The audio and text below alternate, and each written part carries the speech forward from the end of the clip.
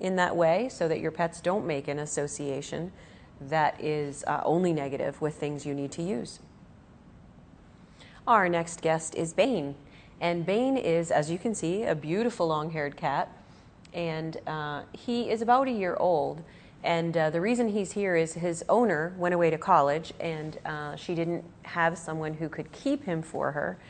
And a lot of colleges where you are living residentially don't allow pets, and a lot of apartments that you can afford when you're also paying for school are very restricted in what they let you do. You also can get in a situation where you're going to share an apartment with other people that you've just met, and if they have allergies or if they already have a pet, it can be a challenge to keep a pet through your young life.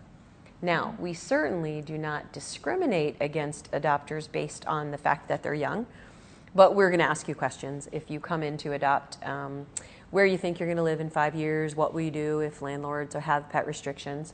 And last week we talked about what you can do about preparing for a move, and that is gather all your information, vet records, trainer information, previous landlord recommendation that you're a good pet owner and that the pet didn't cause any trouble in your rented space.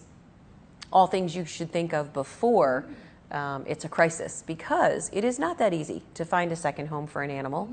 We are expert at it. We do the best we can with the number of animals that we get, but for someone to do that themselves can be pretty complicated.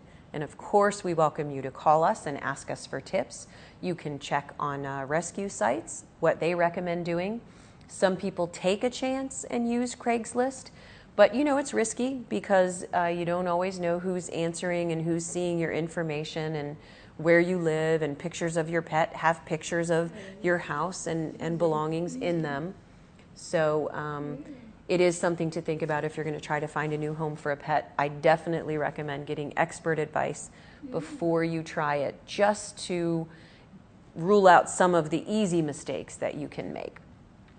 But in Bane's case, as you can see, loving cat, confident, outgoing, and sometimes people ask us specifically for a lap cat like Tom and Jerry, or they want a cat that doesn't need that like Bane.